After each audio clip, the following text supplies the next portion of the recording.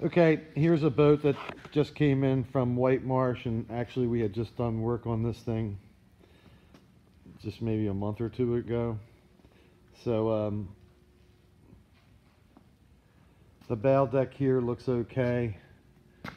There's kind of like a growing separation going on there, right where the flange meets. And the boat came with the seats and the foot stretchers.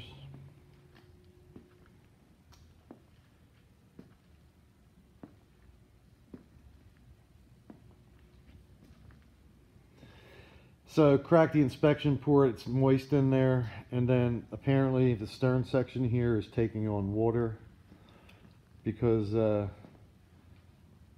well, someone drilled a hole in it to drain the water. The hasp is missing. I would have put in a little inspection port in there, a little, a little drain plug.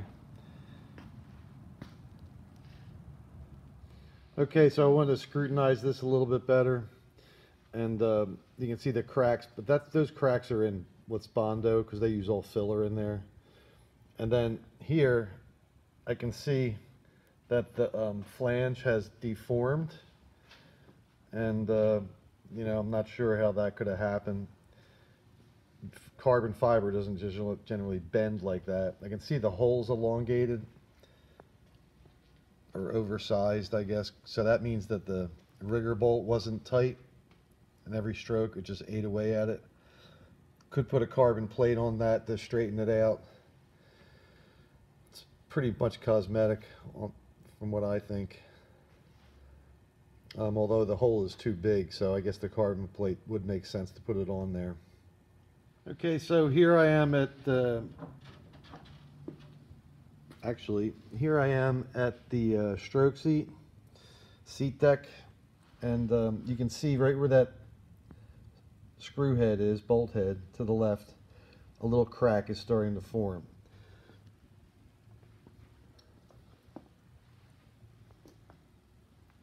Here, same thing, although that crack goes all the way underneath the non-skid. That's 3-seat. 2-seat, same thing.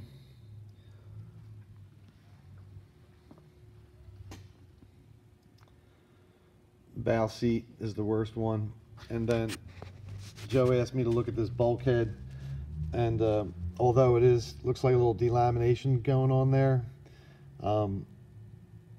it is solid. It's solid there. So, however, there's it's pretty damp inside this sucker. You can't see it, but you'll have to take my word on it.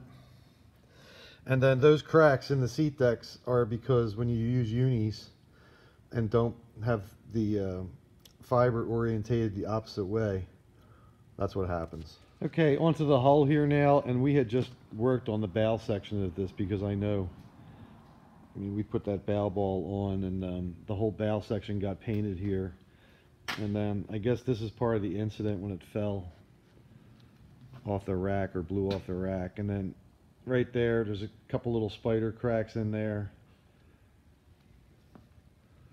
And then actually we painted right to about here. That's where the blend is.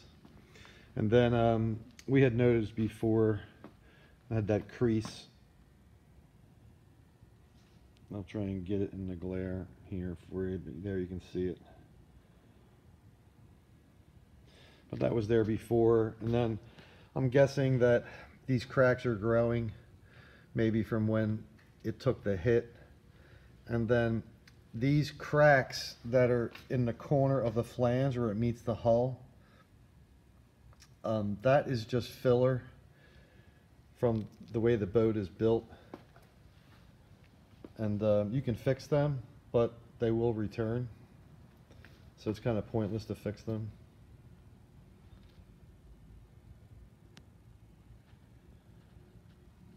And then coming down here, there's a decent chunk of paint out of there and some longitudinal scratches.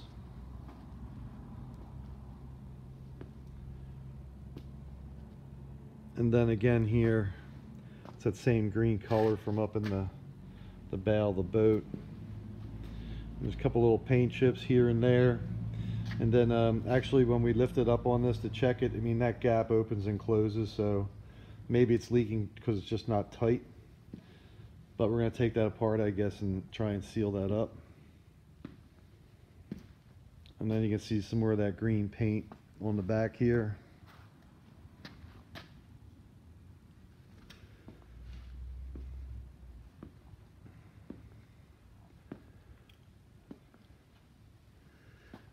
And again, I mean, you can see there's some cracks there. And that also happens from when the rowers are in the boat and they lean on the flange over and over and over and over again, because they're not super stiff, relatively stiff, but they do flex a little bit. And you always get issues like that. Now you can see those holes in the middle are larger than they should be, and that's because they're not tightening the riggers down tight enough. And that's when it starts to move. And again, here you go, same thing with this giant hole. I mean, that's supposed to, you can see the difference in the two holes. And that's about that.